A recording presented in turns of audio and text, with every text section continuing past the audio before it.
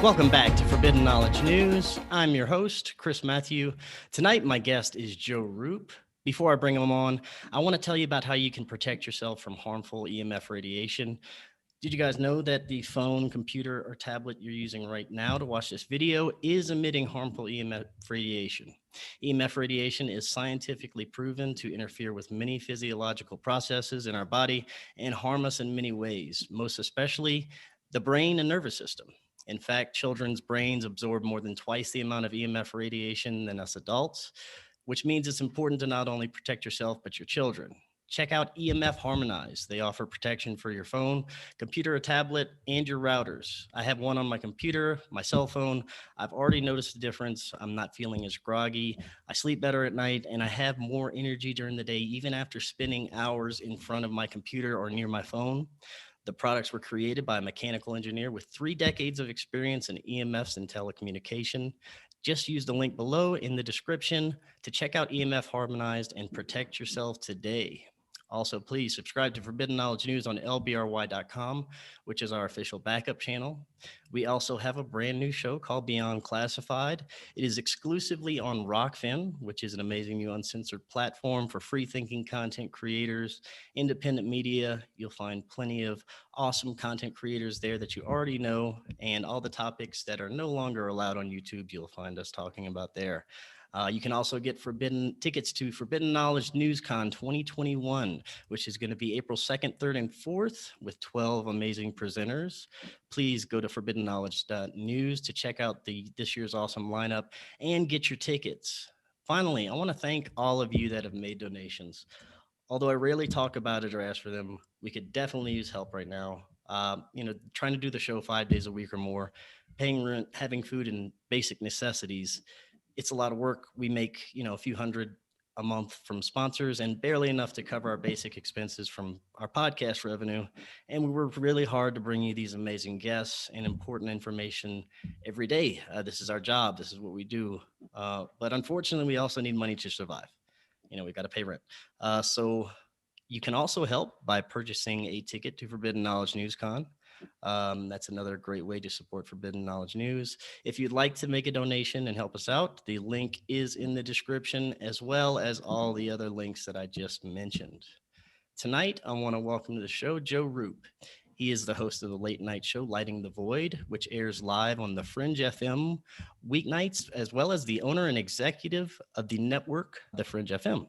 He is Arkansas native for 38 years now, residing in upstate New York. He never dreamed he would be doing what he is doing today.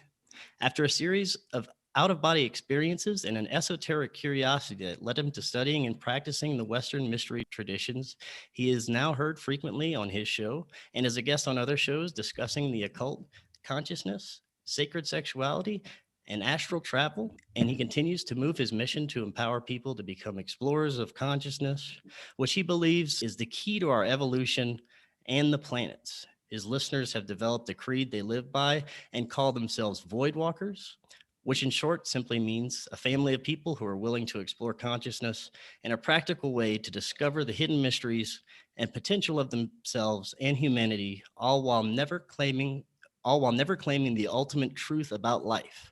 Joe, welcome. How are you doing tonight? And thank you for having me on here. That was yeah. That's a great introduction, but that's exactly what I'm doing, man. So yeah, it's good to be on here. I had you That's on my a great show way to and put talk it. to you, and I felt a massive click with you, man. I really did. So Yeah, good to that's be. awesome. And like I told you when I was on a guest on your show, Lighting the Void, you were one of the hosts that inspired me to start my show, Forbidden Knowledge News. I listen to you all the time before I even thought about starting Forbidden Knowledge News. You've had so many fascinating guests, and we now share many of the same guests, and it's been an amazing journey since I started Forbidden Knowledge News and the podcast and everything now that I'm doing surrounding it. I never thought I'd be doing, just like you said in your intro, in the intro that I read. Now, how Yeah, long have you been doing your show? And I'd like to know what got you started on your path. man. I think I started doing the show in like 2016.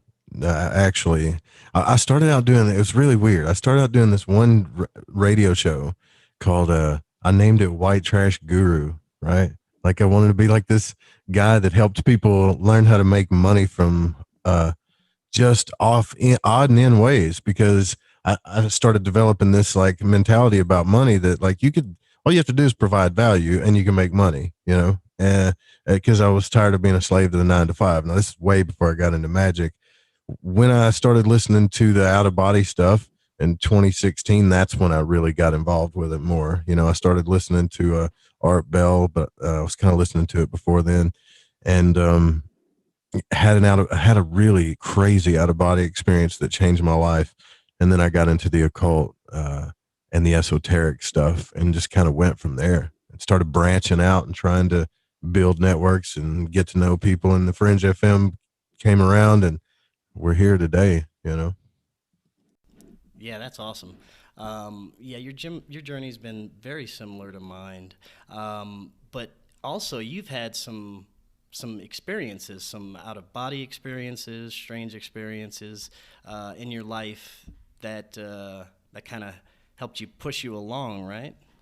Yeah, yeah. Since the start of it, that first out of body experience, I've had several other out of body experiences, but they weren't quite as powerful as that first one, but they were just as vivid or just as conscious. And then I've also had like a remote viewing experience. I've had things that probably that wouldn't happen. It's like the Hitchhiker's Guide to the Galaxy type of probability. Those types of things happen. I've had lots of weird and crazy things happen since I started this journey. The thing is, and you probably know this too, because you do a show 5 days a week, I don't quite get the experiences that I used to. I don't get to study as much as I used to, right? Because I'm working on talking to people more or communicating or building a network, but um, I get just as much satisfaction from that too. But I would love to have that out of body experience again that I had that first time.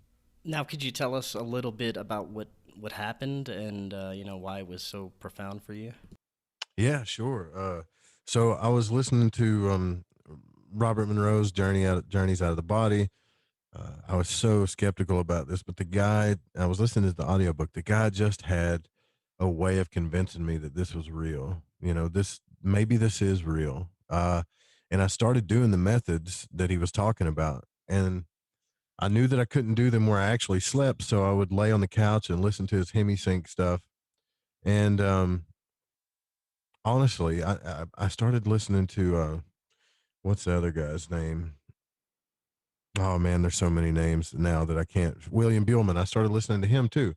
I don't remember if it was either him or William when I had this out of body experience, but what I do remember um, is like peeling myself up off the couch, which I had done several times before, and it felt absolutely no different than it would if you woke up and just kind of put your elbows down and pushed yourself up from the couch. You know, it felt no different than that, and I just thought to myself, well, I, I didn't do it. It didn't happen, right?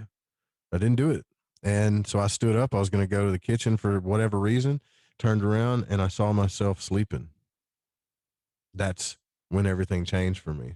Like I saw myself sleeping, and I was like, I did it. And all I could think was, oh, I got to get away from my body as fast as possible. Fast, fast, fast, right? And so I went outside, flew around a little bit. It was just, it really wasn't like, I met an entity or anything crazy. The whole fact of how everything was just as real as it is as whatever you're seeing with your eyes right now.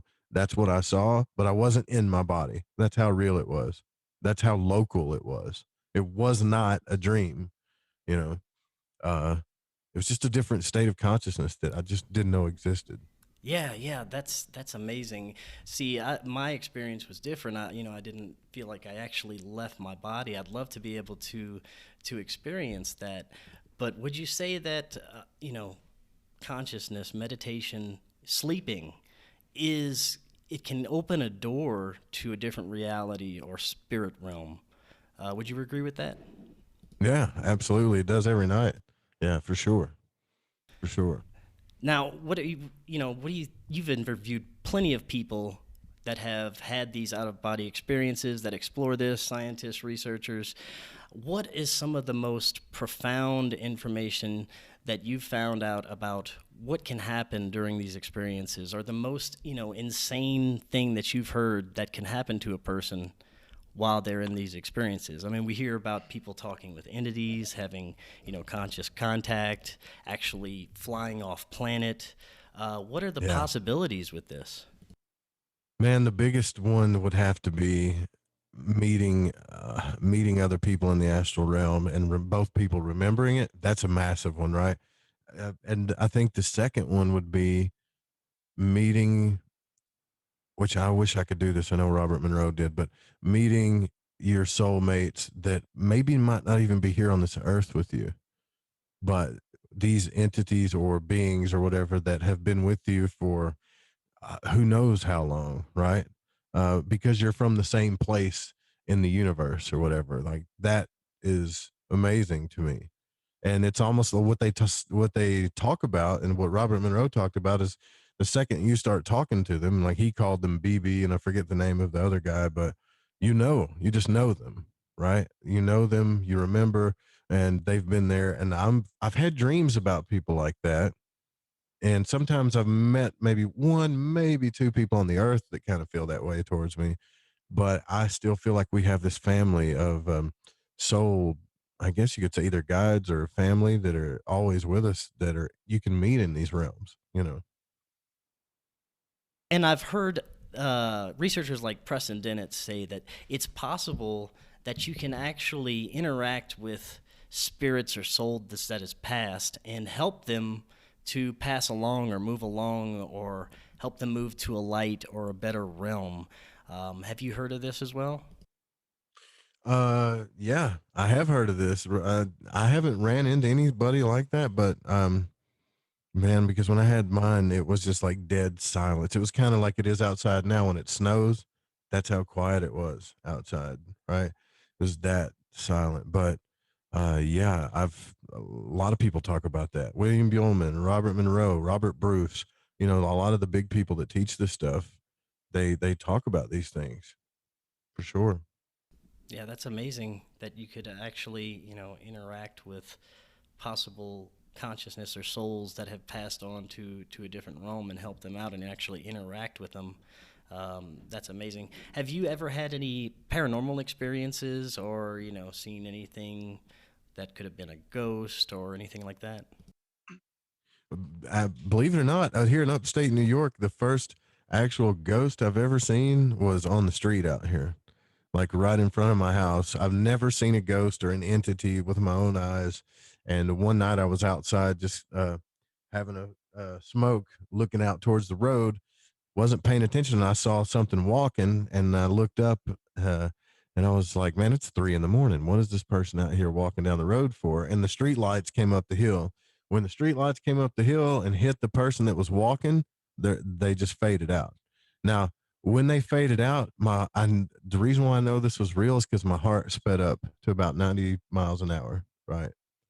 When it doesn't matter if you're afraid of it or not. When something happens that shatters your paradigm like that, your Yeah, heart, at least mine does, will speed up, right? And I ran definitely. into the house and was looking out the door towards the road to see, okay, what was that? Did that happen in my mind? Because I've seen this before, like out of the corner of my eye, you know, where I think somebody's there and I'm like, hey, da da da, talk to them, and they're not there, you know. Uh, That's but I'm crazy. thinking, okay, I could have been crazy, or I could have saw this. I directly saw this thing, you know, and yeah. So yeah, I've seen a ghost for sure. Yeah, I've never seen anything that I consider a ghost or had any like paranormal experiences. Do you think that what we're calling ghosts, that they can actually have an intelligence or consciousness, or is it some sort of electromagnetic memory, or a combination of both? We could have, actual consciousness, ghosts that have consciousness, and some that could be these sort of memories that are trapped in time. Or could it be something that we would never understand? Something that we could possibly unlock with the understanding of like quantum physics and quantum computing. But, what are your thoughts on that? I think that might have actually been because that thing I saw on the road looked like they were in sleep clothes. I think that might have been a person that was out of body. Just somebody who might be down the road sleeping or Right. something. And maybe because I've had that experience in that energetic state that I'm starting to be able to see those things. I don't know. But it just looked like they were just nonchalantly walking. To me, it looked like, how we are in a dream, man. We're just like we really believe that that's what's going on, because that person didn't look like they were trying to scare me or even acknowledge me. But they looked like they were wearing a robe, man. So I'm thinking maybe it was a person out of body. And a lot of times, maybe a lot of this paranormal activity that people call paranormal activity isn't ghosts. It could be your neighbor down the road that slipped out of body and is in an energetic state and doesn't really know that they're passing through your house. You know, Right. What about things like poltergeists or objects moving on their own? Do you think that there's an intelligence behind that or something else? I think again, I think this is something that is familiar with that state, right? Robert Monroe talked about how he pinched a lady in his book. Now, if you can pinch a lady in your astral body, then uh, yeah, I mean, sure, it could be a ghost. You remember that movie? Did you ever watch that movie, Ghost, with Patrick Swayze? Yes, yes, yeah. Where he goes down in the subway and the ghost is Yeah, he's kicking the can, and trying to get that he, energy to move stuff, yeah. yeah. And he's like, you got to do it from your gut, right? Like, it's funny. It's kind of funny when you think about it, Yeah, but yeah. uh, it's kind of true, right? If you read what Robert Monroe talks about, he attempted these things 3 or 4 times, but he finally pinched a lady and it worked. So Daskalos, also another one, who's a Christian mystic who wrote books, what did he call it? Exematosis, I think is what he called the out of body experience. And he moved a knife uh, when he was out of body. Like he learned how to move objects. So again, if regular humans can do this, and we know the government's experimented with it, we know they have. Uh, when you watch Third Eye Spies, you'll see Robert Monroe in that. He's in that picture. They don't even talk about him, but he's standing right there, right? Yeah, yeah. So, if he's in that picture, so if the government knows about it, don't you think they're practicing this stuff? If you were an intelligence agency and I said, look, I can show you how to move around in your sleep and never be detected, don't you think that every government's going to want to know how to do that? You know, of course, they're going to say in their files at blackvault.com or whatever that, well, it didn't work. We did some studies and maybe it's in their mind. Maybe it's not, case closed. Right. But they have a team of people doing it. I'm sure they do, you know? Yeah, yeah, definitely. Now, while we're talking a little bit about paranormal, what are your thoughts on entity attachments or spirit attachments? I know you've interviewed quite a few hypnotherapists that actually deal with this. I have too. What are your thoughts on this? Do you think that it's possible that we can actually keep walking around people with these spiritual attachments kind of influencing our lives and steering us in certain ways, or is it just kind of an excuse for a person to do whatever the hell they want? I'd like to get your thoughts on that. You mean like when we astral travel, do you think that we're No, no, influenced? Is that I'm not talking about astral travel, just in general. When people say that they have spiritual attachments and they go to somebody to get rid of these, like a hypnotherapist, do you think that these are actual spirits attaching to this person, or do you think it's some sort of mental man? disorder, or That's a good question. That's a really what do you good think is question. going I'm on with that? studying that. Well, was it Zissner? Tom Zissner, I think Zinzer, yeah, is, yeah, man. He's got some interesting information on that because he's he been, does. hypnotizing people down to the state, and these people that have borderline personalities or trauma in their life. And what he said he's noticed is when he gets down to the root of the problem in the subconscious and starts trying to, fix the problem or have the person tell them what happened, whether it was abuse or anything like that, that another character comes out and blocks them. Right, I Like remember him saying that. entirely different character comes out. And whether that we've created that in our mind or that's a spirit that's not allowing that person to heal that, I don't know. And I'm not sure he knows, but he knows that it happens. Yeah, I remember him telling that story, how it shook him up. He was with a trauma abuse patient, and he was trying to talk to one of the personalities, the subpersonality, and then something stepped in, and he just could sense that this was a dark presence and this was not anything he's normally dealt with, and it was just blocking any communication. And he felt, very, this very nefarious presence coming from this individual.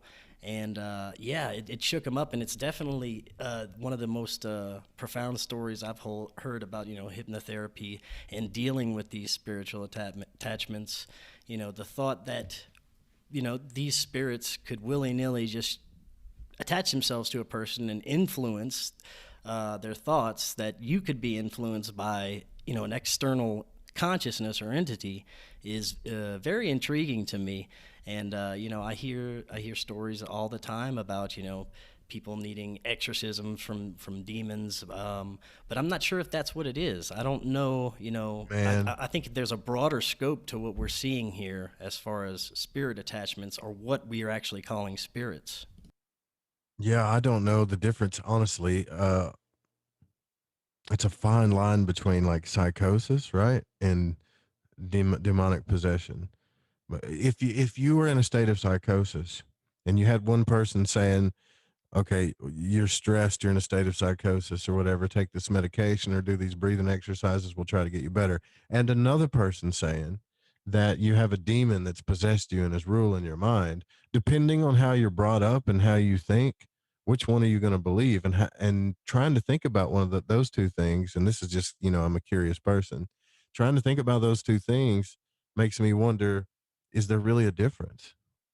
Is there really a difference between psychosis and demons? Like, um, just because we understand science a little bit, they still don't understand the human brain, not the way they want to. So I think calling them a spirit is not so far off as also calling it psychosis. But man, I don't know about the exorcism world. I've never seen one. I've heard about them. I've listened to Father Malachi episodes. I've read about them. I just haven't had the personal experience with anything like that. Now, as far as being influenced, I can tell you in the occult, like doing tarot readings, divinatory things, or even uh, certain ceremonies. Absolutely, um, they there are these powers, or I would say egregores, that exist. Again, though, do they exist because they were always there, or is it something that we created over time because we agree on these things and it's in the superconscious? All I Right. know is that they exist. You understand what I'm saying? It's kind of Yeah. hard to explain, but No, I understand that we could actually, from a collective conscious, create something out of our thoughts. Like you said, like this egregore, we can create actual entities with our thoughts. And I completely believe that if our consciousness, collective consciousness, focuses on one thing for a long enough time, that it could become real. And that's a fascinating thought on its own. yeah, yeah. Dascalos or Dr. Stylianos Teschlis called them elementals, things that we create. Like when we get an emotional involvement or belief about something, and then another person believes it, etc., we end up creating this thing called an elemental. Which after that, at that point, I know it sounds kind of wizardy and video gameish, but at that point, we can only banish these things once we've created them. We can't kill them or destroy them. And if you look at the Slender Man egregore, look what happened with that, right? Like Right. that was just a character somebody created in their mind, and then it became like a real thing. And then these girls said they saw him, and then someone stabbed somebody, and then it's like, wait, like, did we just make this thing real? And even back in mysticism, if you look at Kabbalah, the Jews, they have these things called golems, right? In the Jewish Kabbalah, where they can create energetic entities, thought forms, and servitors. You know, I Yeah. believe it's real, man. I really do. Yeah, I happen to too. There's too much evidence to kind of put that, put that behind. Now, when we're talking about magical practices, you actually dabble a little bit, isn't that right? Well, I do more than dabble. I live Dabble, with yeah. it. Well, tell us about that. Tell us about what kind of magical practices you're involved with. Well, a traditional ceremonial magician. So I've gotten to the habit of every day, at least every day, doing some type of grounding or or balancing ritual every day, right? Then there's elemental work that you do. This is like traditional as traditional gets. Obviously, the Golden Dawn would be the most traditional school that we have.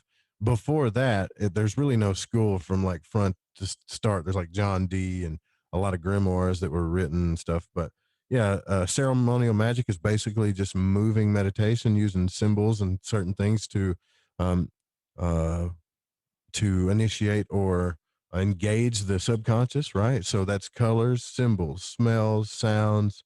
The most powerful thing would be geometric symbols, right? And the more basic the symbol, the more powerful they are. And a lot of this system is based on the Hermetic tree, or what we'd call the Hermetic Kabbalah, which is taking the Jewish Kabbalistic system, but then also putting these different systems, because we found out looking at the tree along the time that all these religions fit perfectly. The planetary energies, the Hebrew letters, the tarot, everything just kind of fits perfectly on this Etz Chaim, which is the diagram of the Western tree of life, right? And all of magic is based on that, and all of initiation in ourselves is based on that. And when you read the Bible, you can read any religion and you still see this initiatic journey through the elements. And Matthew, the four gospels, Matthew, Mark, Luke, John, these are also based on the elements: earth, fire, water. Earth, I was going to say brimstone, right? Earth, fire, water, and what am I missing here? Air, Air. right? So um, that's the intellect, your emotions, your desires, and in your physical nature. When you master these things, you master your self love, and you master the how to love others. And I was just talking to Graham and Darren on Grimerica about this. You start to learn about your sun energy and your moon energy, and then when you really get into this, you're like, well, wait a minute, this stuff goes way back to Egypt, to ancient Babylon, to like, did they build all these religions based on this stuff? You know, uh, and the cool thing is by studying magic, everything about the astral realm and all of this stuff that Bob Monroe talked about and what the government's studying with remote viewing, all of that was in there. They were doing this a long time ago. They set up systems for it and stuff. So it's not anything new. Uh, they just use that tree to traverse consciousness and the universe so they could kind of know where they were, so to speak, you know? Yeah, people don't realize it's a part of our everyday lives, but we do it every day and we don't realize that Yeah. we're doing rituals, we're doing magic. What are some of the most profound benefits for you in your personal life that you've experienced from practicing magic? Manifesting things in my, like, okay, so the Fringe FM and Lighting the Void, this whole thing has been based on magic and faith. That doesn't sound very practical to people, right?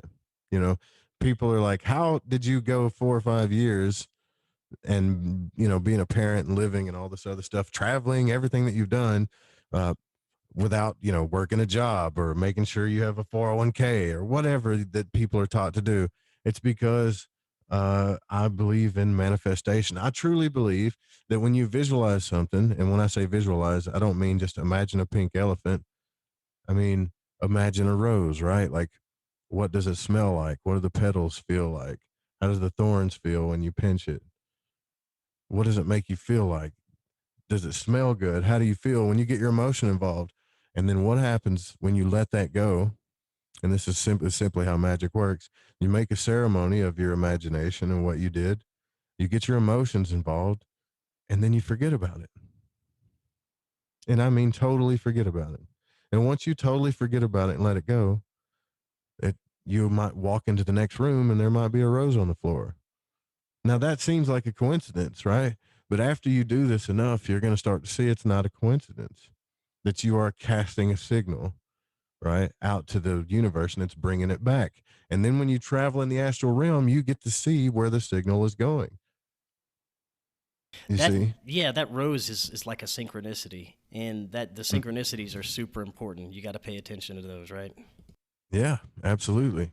Yeah, and so then you start to say, "Whoa, man, like everything in my life, bad, good, the ugly, I had a part in manifesting it. I don't want that kind of responsibility. And this is when you get into the conspiracy realm. What are we blaming? What are we blaming the manifestations that we're doing now to each other on like a perpetrator savior kind of mentality? Right.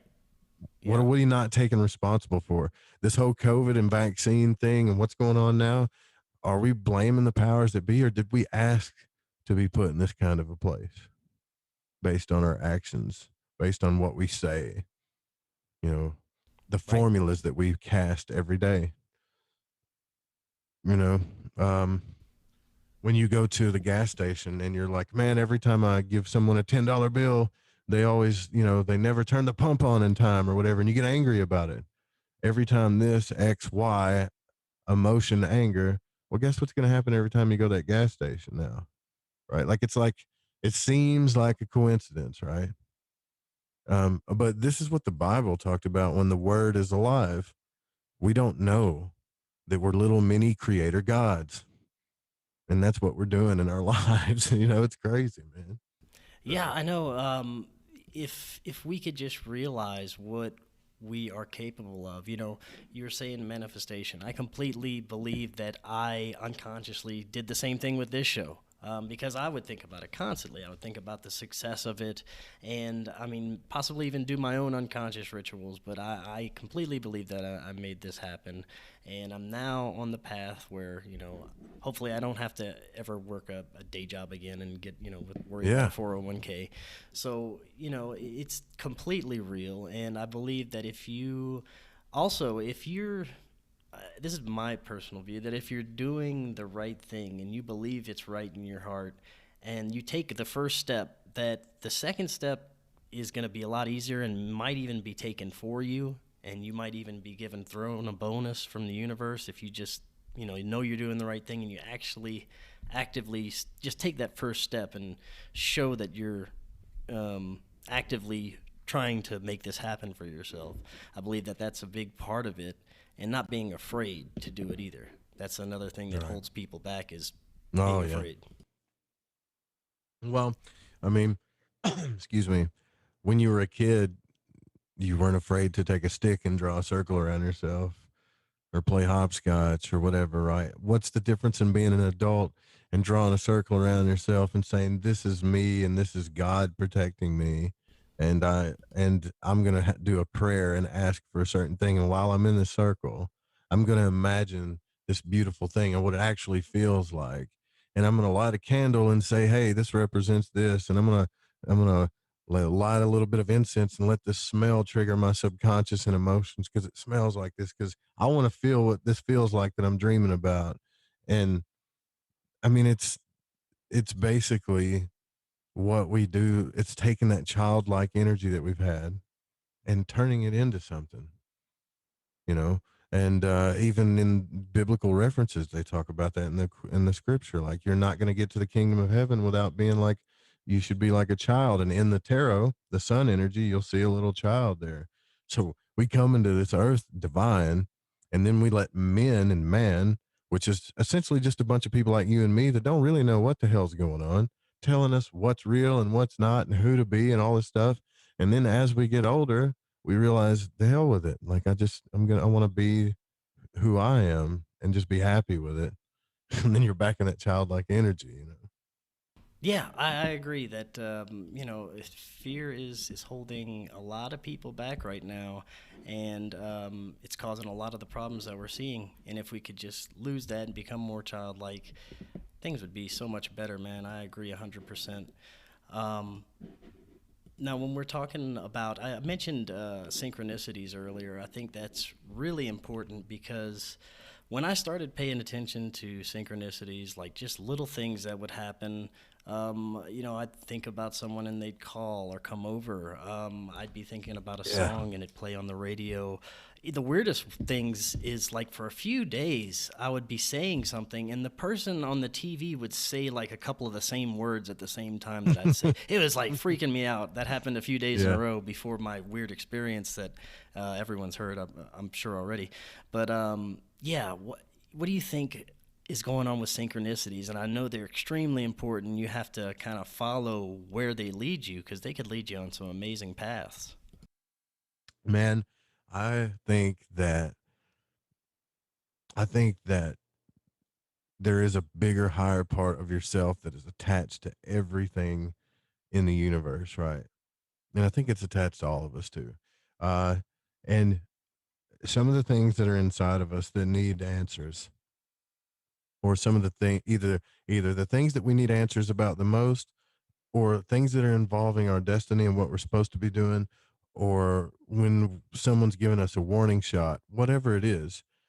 If you really become conscious and in the moment, that's what a synchronicity is. And the more conscious and in the moment you become of your surroundings, the more you see this thing talking to you in every single way. What I think a synchronicity is when we start to tap into that, right? Like uh in the Matrix when he sees the cat walk by twice, you know. Well, he noticed that. You noticed everybody else didn't, but he noticed it, right? There's something up. I think we all need to I think a synchronicity is something like that. Um like what you're talking about. I'll have like a deep question that's on my heart that I can't get an answer to. Like what it could be relationship involved, it could be career, and then I'll turn on the TV. Now, if I'm unconscious and just in my head and not really in the moment and being aware, right? I'll just turn on the TV, kind of have nine thoughts going at once. But if I'm really in the moment, sometimes the first sentence that comes out of a guy's mouth on that whatever show it is the answer to my question. Have that ever happened to you? No, but I know exactly, how that could work, and that's Yeah. yeah, that's And amazing. Because Juan Malo our Duquette. song on the radio could answer your Yes. question. Yeah, Yeah. Yeah. yeah, I that's I remember amazing. this one time, man, I was thinking like, I really like this girl. I want to tell her how I feel, but I've got all these books that tell me don't tell girls how you feel. Da da da da. Da. What do I do, right? So I've got my heart wanting one thing, my mind telling me another, and I go into the store, and it's like that Stevie Wonder song. I just called to say I love you, right? And I'm thinking that can't be a coincidence, right? So I listened to it and I said, the hell with it. I'm going to tell this girl like how I really feel, right? Now, this is not like all the girls, but this girl happened to really like it. Some girls, they get weird about that stuff, and not this one. But I don't think I would have not known that if I wouldn't have listened to the energy that was connected to both of us. You see what I'm saying? It was Yeah, trying to tell me through the music because it's not a human. It can't talk to me, right? But it can tell me through symbols and things like that. yeah, it's things like this that make me think of the simulation theory, how we're able to kind of hack into this matrix that we live in, and kind of make our own reality as we go, and kind of hack the system.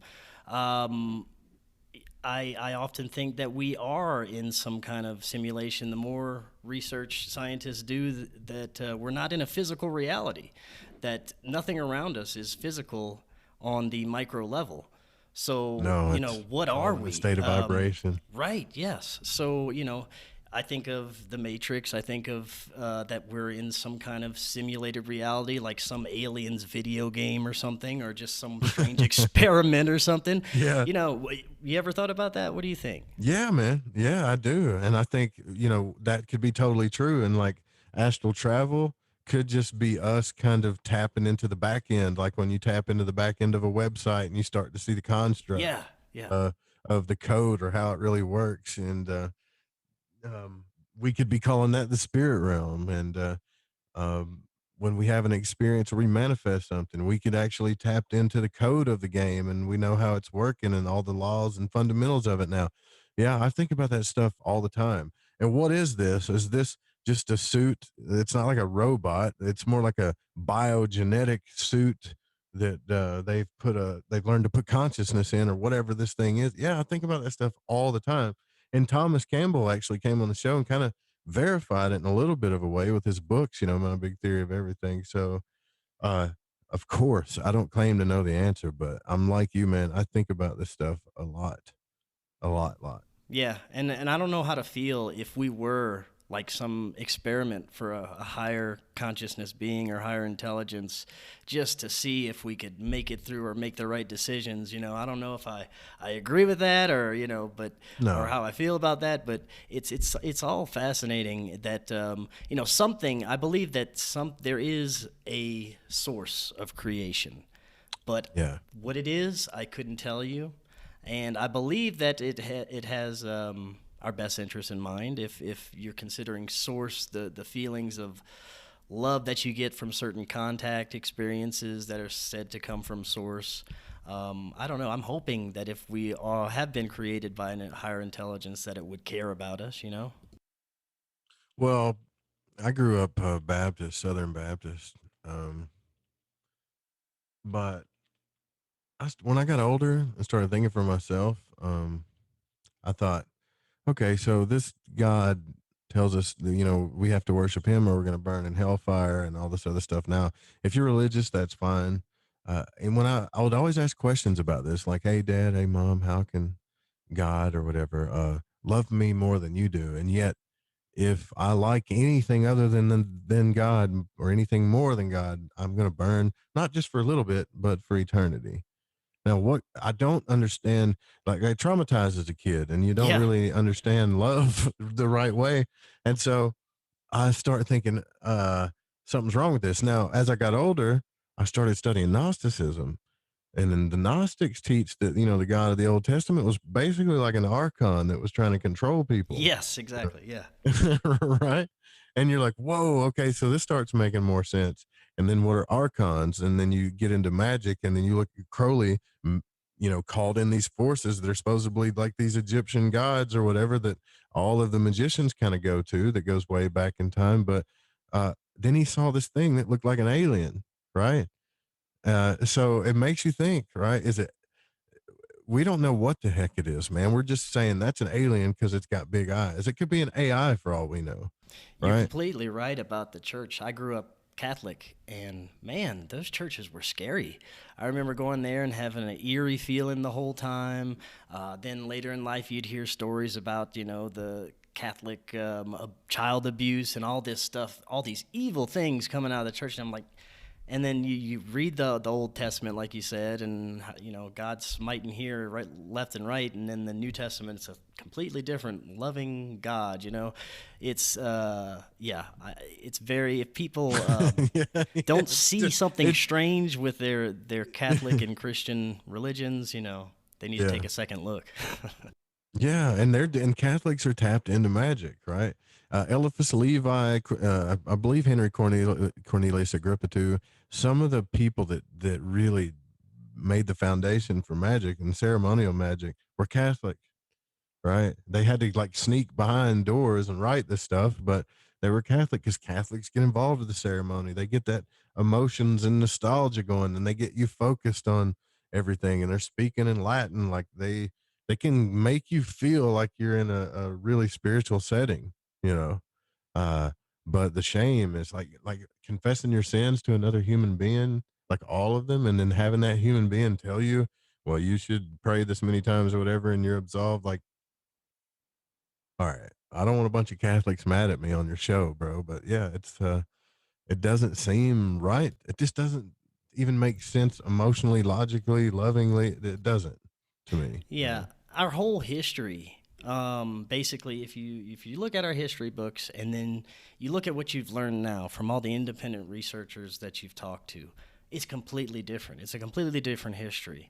Um, how advanced do you think these pre-flood civilizations that people like Graham Hancock, Brian Forrester, Muhammad Abram, Randall Carlson, even Jared Murphy now is coming out with some amazing information about engineered soil. about soil. Yeah. Yeah, I mean, some of these discoveries that they're uncovering artifacts, secrets of megalithic structures, elongated skulls, all this evidence of extremely advanced technology and construction.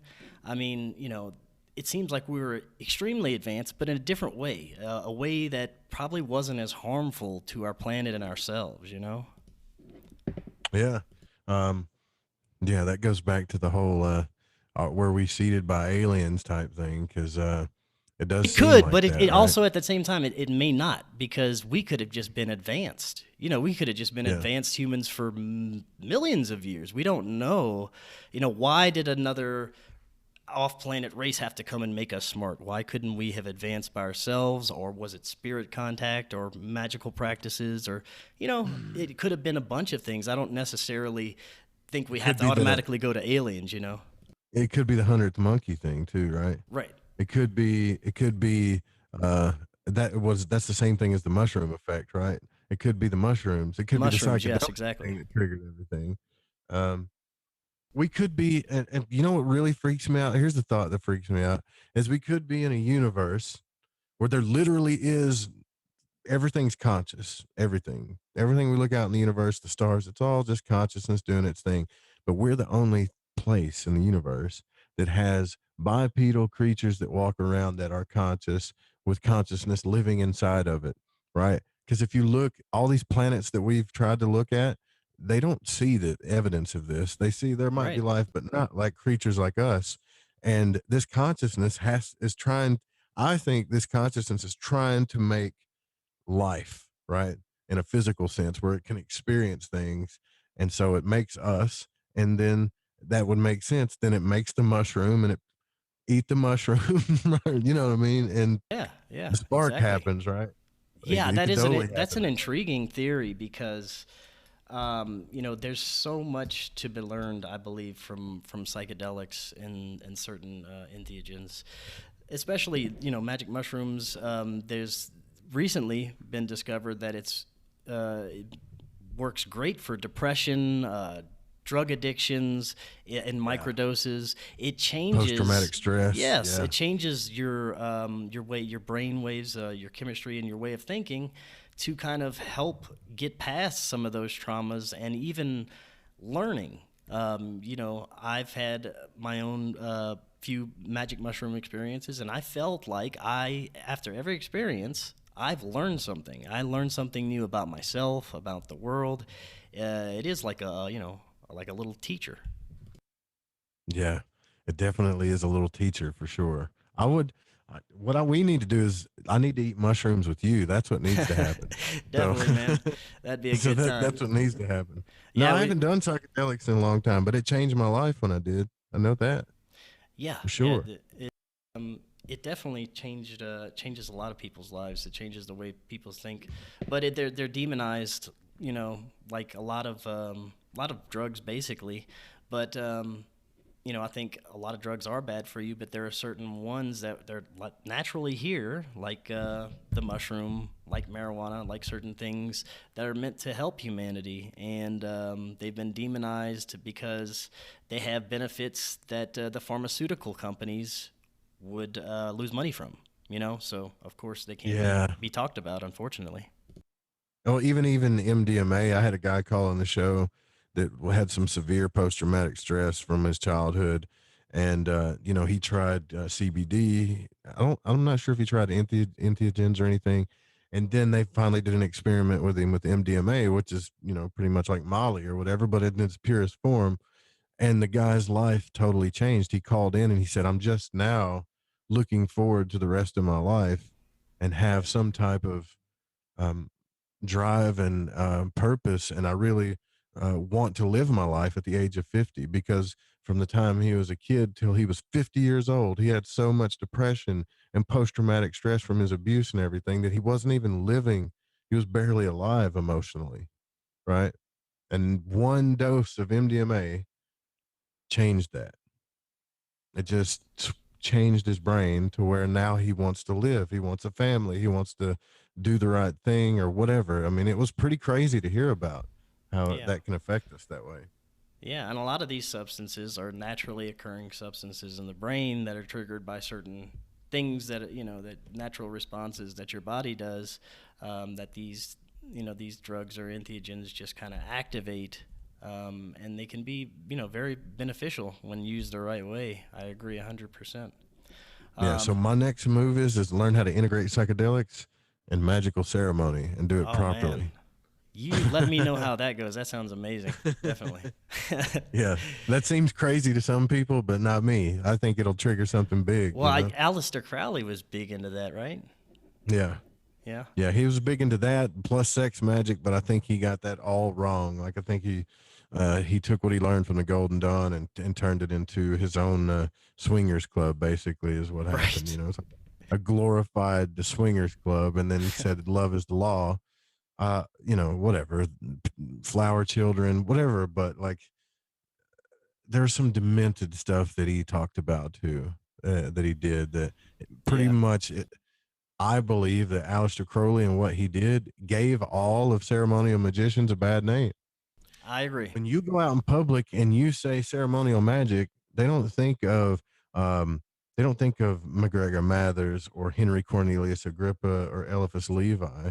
The public thinks of people like Aleister Crowley or Exactly. Dracula or something crazy because this guy was you talked about sick things, you know, just to mess with them. So Yeah, the occult in general has been demonized. The occult magic, magical practices for a long time has been demonized through the media, through television, movies. But I think, conspiracy, yeah, yeah, people conspiracies, too. yeah. I think kind of recently it's becoming a little bit more accepted and open. I don't know where it's coming from, but I do see a little bit more open-mindedness in different communities when it comes to occult practices and magic. Are you seeing any, kind of an more enlightenment in people lately? And enlightenment.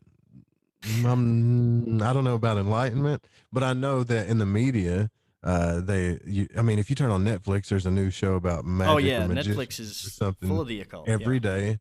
So it's a subject that more people are studying, and I think that's great. If you're studying about the elements, the elemental natures, the microcosmic star, who you are, right? Like earth, fire, water, all that stuff, air again. You're balancing out yourself energetically. You're learning how to love yourself. You're learning how to love others. You're learning what makes up the earth, what makes you up. It's a good thing instead of just being taught, well, treat other people the way you want to be treated and love God as much as you fear God. And that whole do what you're told and don't learn your own power mentality needs to go, right? Um, Love needs to be the thing, not fear. We need to be in a different kind of era. So I think that's happening, but I also think that there's still people taking advantage of it for monetary reasons. There always will be, Oh yeah. you know. Yeah, that's unfortunate. But you're exactly right about the love thing, man. That's what's missing on our planet. I think that if more people could experience that and bring that out, we just have a lot better world in general. You mentioned the media talking about woo-woo things more. I'd like to get into how the media is talking about UFOs and aliens a lot more. It's very interesting, although I do not trust for one second anything that No. comes out of the media or our government about UFOs or what could possibly be going on in the skies. But it's kind of ramped up in the past couple of years. I don't know if it's just a temporary trend, if they're preparing us for something, or if there's something nefarious they're doing. I'm just wondering, why now are we getting bombarded with UFOs from the media and the government? What are your thoughts? Two things, right? And I apologize because I'm having to program the radio station as we're talking here. Two things, though, right? Like, one, I think they're gearing us up for either what Warner von Braun said, where they're going to stage some kind of attack, right, or stage some kind of alien presence so they can get out there in space a little bit more and justify it, which I think they might be gearing up for. Or uh, two, it really did happen, and they've been feeding us cookies, just little bitty cookie crumbs, with this Elizondo to the stars thing, enough to shut us up. I think there's something real going on there for real. It's not based on any evidence or anything people saw in the sky, anything like that. The reason why I think that it's happening is if you listen to the Betty and Barney Hill tapes, when Barney Hill was just an average guy, man, that uh, Yeah.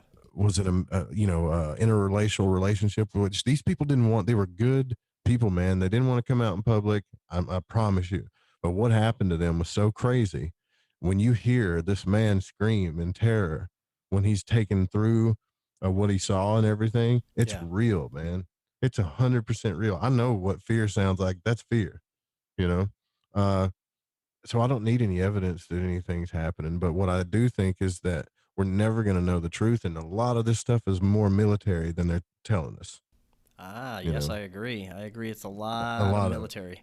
So, what do you think is the truth when it comes to extraterrestrials? Do you think that they are actually flying across the galaxy on their little tin can ships and coming visit us? Or I think it could be a combination. I think it could be that and a more of an interdimensional, extra dimensional type of super spectrum type thing. But I'd like to get your thoughts. Do you think that there are actually beings that inhabit different planets in our outside our solar system or around our galaxy that come visit us, or is it a different reality or different dimension or different density that we can't see with our eyes that's always around us? You know? Um, I think the second one. And the reason why I think that is because, like I said earlier, we're trying to find bipedal creatures or whatever. But if you read this book by Samael Aun-Weor, he talks about Gnosticism, which I don't see how this guy can reveal every single secret in occultism and Gnosticism and be wrong about aliens. He wrote a book about life on other planets, that even the planets in our solar system have beings on these planets that live differently. They're not like human in physical form, but they do live and exist on these planets. And in ufology, I trust Tim Doyle from UFO Seekers because he's willing to give you the truth, based on real evidence and real investigations. And the UFOs that he caught, he had to catch with a camera and not a video camera, but he had to slow the shots down, and you can see like these beings or kind of translucent type being things go in like into this mountain, almost as if they were a whole nother type of being that was just floating around, right? Um, I believe the second one more than I would the first. What you said there, based on the research and the people I know in the field, you know. Yeah. What about things like cryptids, like Bigfoot, dogmen, things of that nature? Do you think that that's more of an actual like hominid creature that exists, flesh and blood, or do you think it could be something more metaphysical or paranormal going on there? That's got to be metaphysical. I don't know. I grew up in the woods my whole life, and I've never seen a dog man. I've never. I mean, some of the dogman stories I hear is like in Louisiana and Arkansas and all this and this. I'm not saying it hasn't happened, but I literally spent most of my life in the woods, and I've never seen any signs or anything that I would consider a cryptid. And I actually did go to one place and look into Bigfoot stuff, and there were some weird signs there. But then I caught the people like hoaxing. I caught them hoaxing things, you know, and Oh, which that's didn't terrible. help their case. So I'm extremely skeptical when it comes to cryptids. Although, again, if someone tells me a story like the Betty and Barney Hill thing, and I can that fear, if it's real, I know. I guess I have an act for when people are telling me the truth when it comes to emotion or not. You know, um, Yeah, I really think people are having experiences. I'm not going to say that, but the whole dog, it's the most skeptical thing. I'll just say that because I don't want yeah. to piss anybody off. I'm the most skeptical about cryptids for sure. About Yeah, that. I am too. That's one of my most skeptical areas. But since we moved to Colorado out in the mountains, they got a lot of, Bigfoot clubs out here, a lot of stuff going on. We've been watching, staying up late watching some Bigfoot documentaries just for the fun of it. And it's been, some of the stuff out there is pretty compelling as far as, evidence. And I think it's interesting to look into. It's something that can't really be dismissed because of some of the evidence, and there's What do you there's always that footage, think's the the most Patterson Gimlin. compelling one, I think though, out of all? the Patterson Gimlin, Bigfoot? yeah, Yeah. yeah. I think that's probably one of the most compelling videos, at least out there. Yeah. That could be a suit, but it just It looks could be, real. It yeah, I looks know. real. Yeah, Uh, we were arguing that the other day, but yeah, it's hard to tell. It's hard to tell, especially with footage, like that. I think it's one of those things that we're never gonna know. If they, if they don't want to be seen, apparently they're really good at not being seen. So it's just one of If those I see a mysteries. Bigfoot, brother, I promise I will tell you the truth. Like I'm Yeah. not gonna make it up. I'll tell you if I see one, and I haven't seen. I've seen some weird stuff in the woods. I've seen orbs. I've seen everything that I've seen that's weird seems to be a metaphysical type thing that's not exactly physical. Uh, but man, if I wouldn't have caught that one thing that made me, I'll tell you what happened. I went to this place and they had the branches that were bent and all the stuff and talking about it's like Bigfoot's there or whatever. People swearing, but they saw Bigfoot. They were actually on a TV show. They had some weird lights happening in the sky out there, and I was like, okay, that's cool. And I saw this valley thing, and I said, well, I want to walk down that valley because it looks there's something strange. I just want to walk down it. They waited till it got dark on me, and they were talking about things like things happen interdimensionally and stuff like that. Okay, well, we'll see. Um, and the guy's walking in front of me, and I see the stick going up a hill, like I'm walking in a valley, right? And there's a stick going up a hill, and at the top of the stick is a boulder. It's like a rock holding a boulder up like this, going up a valley. And he walks across it, and and breaks his stride to hit the stick, and the boulder comes down the side of the hill. And he turns around, he's like, "Whoa, man, where did that come from?" And I was like, Oh man. dude, look, I was like, I know it's dark, but I've been in the woods my whole life. My eyes are good in the dark too. And they adjusted. And I said, I know what that was. You hit that stick in that big rock Oh. that just happened to perfectly be propped up on this thing. Yeah, you hit it. And he goes, man, I wonder why it was propped up like that. He just kept on going with it. And I'm like, oh, dude, I lost so Oh, much faith jeez. in Yeah. the community as a whole, and not because there's uh, people that are telling untruths, but that just did a thing to my subconscious. That whole experience. And it did a disservice to anybody that's had a real experience or that's telling the truth. And stuff like that really gets under my skin. Me too. Yeah, I can't stand the fake videos. It does such a disservice to this community. Fake videos, fake anything faked. It's just, it's not necessary. We're trying to find answers here, not just confuse people more.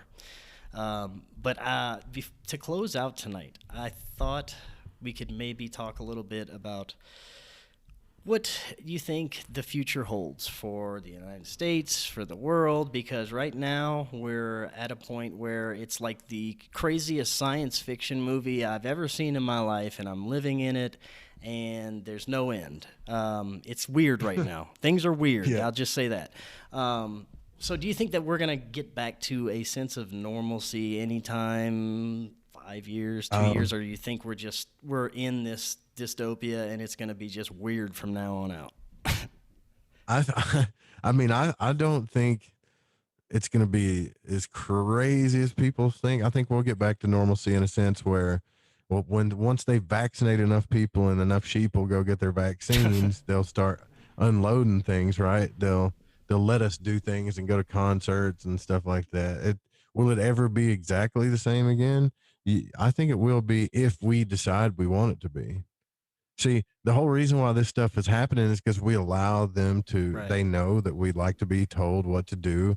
They know we like our abuse.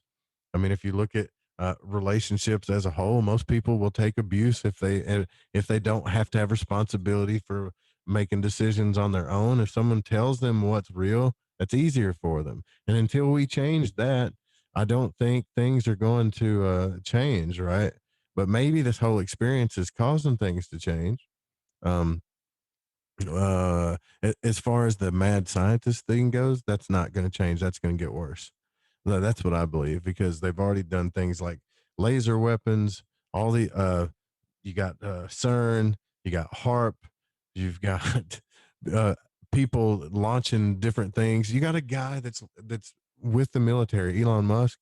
Like this guy's got so much power, but it's the same guy that sold flamethrowers to the public, right? Yeah. So these guys that have this scientific mind that want to do all these experiments and treat us like lab rats, That's what's going to be running the country from here on out, or the world, actually. And the scary part about that is who's smart enough to oversee these people and tell them if they're Yeah. what they're doing is right or wrong? Nobody. Yeah, I that's a mean, scary thought. think about CERN, right? You got guys up there smashing atoms together. Who is overseeing that thing? Like, right? Like, who's the person that Yeah. regulates them? Who's the person that comes up with a pad and pen and goes, okay, are you sure you didn't create a black hole? Right? Because the scientist is going to say, well, this is how black holes are made, I think. And he's going to be like, okay, well, just check this box here. I guess you guys are okay. And walk off because no one's smart enough to regulate these people. And these experiments are going to get worse and worse. It's already happening, really.